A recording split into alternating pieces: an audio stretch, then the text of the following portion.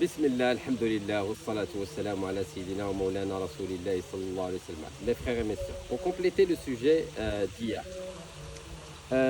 aujourd'hui on va parler sur les zuhri.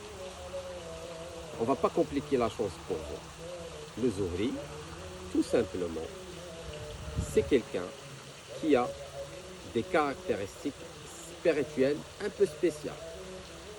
Ça veut dire que Allah tabaraka wa ta'ala, il a créé l'être humain, comme vous le savez, composé de deux. Il a le côté corporel, il a le côté spirituel. Et lorsque quelqu'un il a le côté spirituel plus élevé que le côté corporel, ça on l'appelle zuhri. Et ce sont les personnes qui sont sensibles sur le côté sentimental, ils sont fragiles aussi devant les regards des autres, les regards des mâles, contre la jalousie, le mauvais œil, etc. Et aussi, ils ont la capacité pour sentir la présence des esprits, pour aussi sentir les énergies des autres. Et leur corps, il est ouvert. Vu qu'il y a le côté spirituel, c'est elle qui domine le corps, ils sont sensibles, ils ont l'esprit d'empathie, facilement, ils sont fragiles devant les énergies des autres. Ça veut dire lorsqu'ils rentrent dans la boutique, au magasin, là où il y a quelque chose de mal qui est jeté, ils absorbent ce mal-là. Alors, ce sont les personnes qui sont zuhri. Donc, ceux qui ont le côté corporel plus élevé que le côté spirituel, ce sont les personnes qui sont normales. Ils sont surtout rattachés au monde matériel, ils n'ont pas l'esprit d'empathie, ils ont un esprit ou bien qui est dur, un caractère qui est dur. Donc c'est ça. Ça, c'est ce qui est important. Passons maintenant au traitement. Traitement des zuhri. Pour que les zuhri, déjà, une chose très importante à savoir, je parle des zuhri. Il ne faut jamais aller dans un centre de ruqya ou bien participer au ruqya en groupe.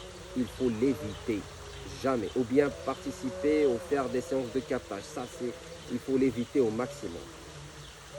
Déjà, Allah tabaraka wa ta'ala, il vous a donné des capacités, un don. D'accord? Ça veut dire que vous êtes capable de s'auto-guérir, de vous traiter vous-même, de vous soigner, tout ça. Bien sûr, il faut avoir une base de connaissances qui vous permet de maîtriser les méthodes de traitement et l'utilisation de tout ce qui est plantes, massages, les huiles, etc. Avec l'apprentissage des versets coraniques, les invocations, le dhikr à faire, le dhikr de protection aussi.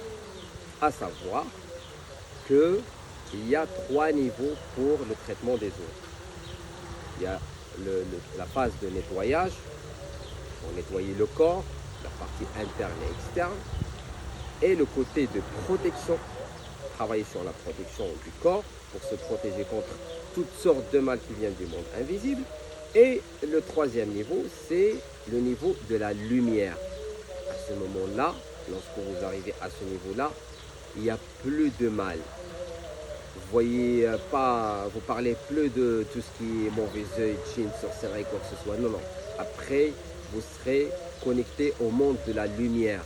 Votre âme va voyager dans les cieux, va aller à la Mecque, va rencontrer les anges, va voir les prophètes, et va commencer à voir la science divine.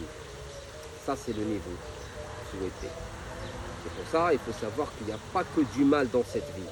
Il y a beaucoup de choses qui sont beaux dans cette vie. Il faut profiter le maximum de ce qui est beau dans cette vie et surtout dans notre religion. Inch'Allah, on parlera plus en détail sur des prochaines vidéos.